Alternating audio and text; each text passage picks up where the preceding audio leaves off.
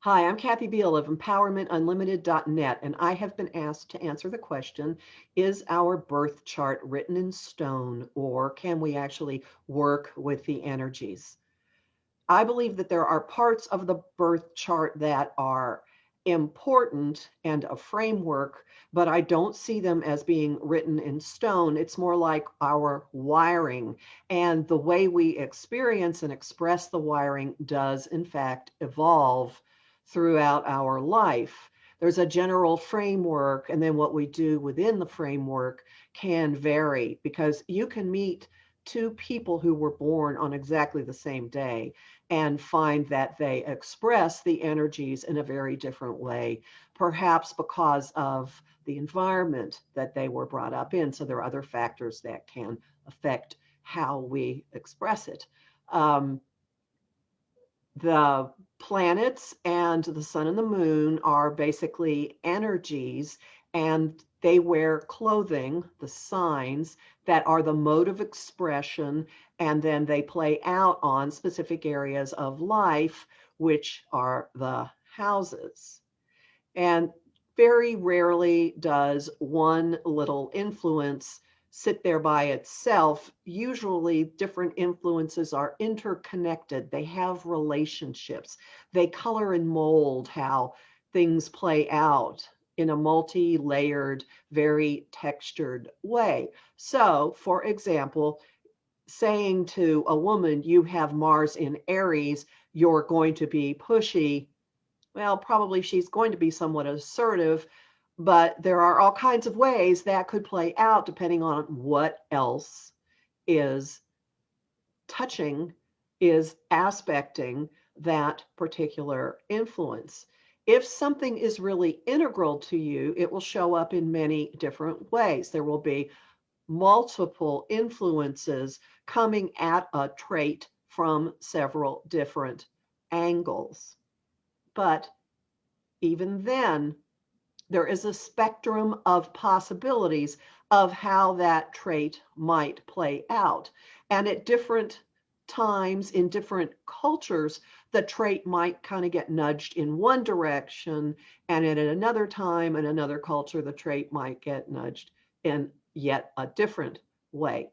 So, that being said, probably by default, you've gone in a certain direction with where things fall on the spectrum of possibilities.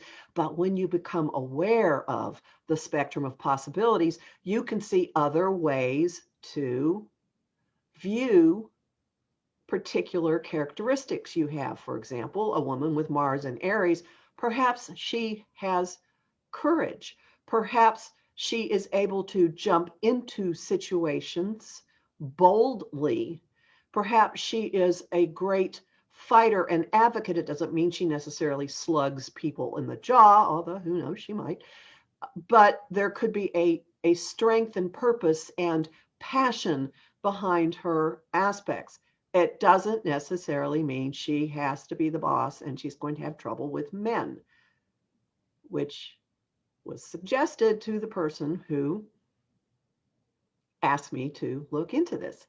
And as you age, you evolve in a way with how you express various things in your life, and you can mature and ripen. For example, the way that you communicate when you are a child, which is shown by Mercury and all of the aspects to it, the way you communicate as a child is probably not how you communicate completely as a teenager. And then as a young adult, yeah, there'll be some common traits, but things mature. You master different aspects of things. You learn to write or to type or whatever is going on now. You learn how to piece the sentences together.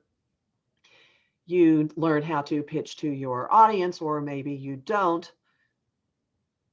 Nonetheless, the way you express it very early on in life, while it will have some connection to how you express it later in life, it isn't necessarily exactly the same. In fact, there's probably a maturing and an evolution in it. So all of these are different ways of saying If you have been given a fatalistic pronouncement from an astrologer that X means 1, 2, 3 will happen to you, I suggest to you that there are other ways of going about it.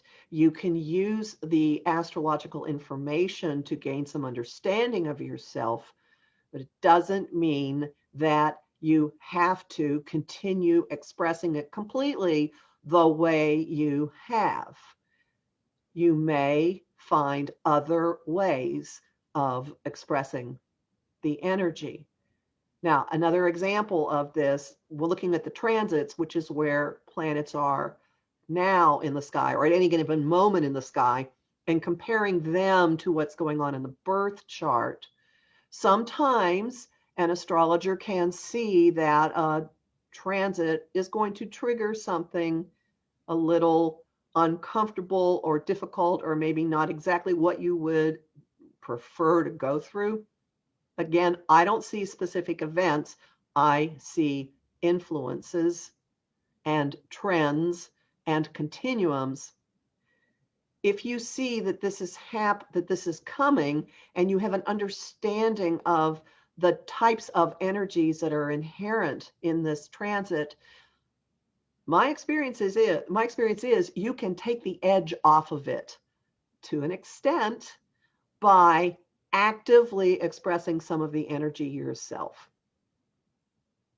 If you can do that with a transit, there's no reason you can't nudge and direct what is going on in your own birth chart. And some of it might simply involve tweaking the way you think about it, reframing how you think about it. I will explain at the end here that this question came from someone in India, which uses a different system of astrology than is common in the West. The Vedic system is highly predictive, highly prescriptive. There's a good deal of accuracy with it, particularly in compatibility and choosing relationships. I have certainly seen that. I want to point out, though, that even this system acknowledges the possibility of working with aspects in your chart, influences in your chart, via cures. A Vedic astrologer can prescribe a cure for an influence, which usually involves a precious gem that you wear or use. So that system has as a part of its fundamentals the notion that you can do something with the energies of a birth chart.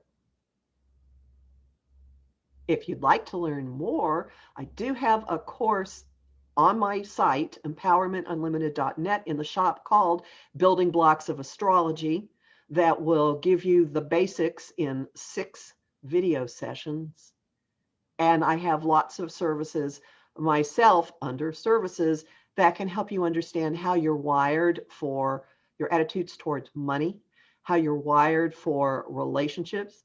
And I have found sessions with clients using those targeted types of readings can be extremely valuable in helping someone see how he or she has chosen to live something out and what some alternative approaches might be.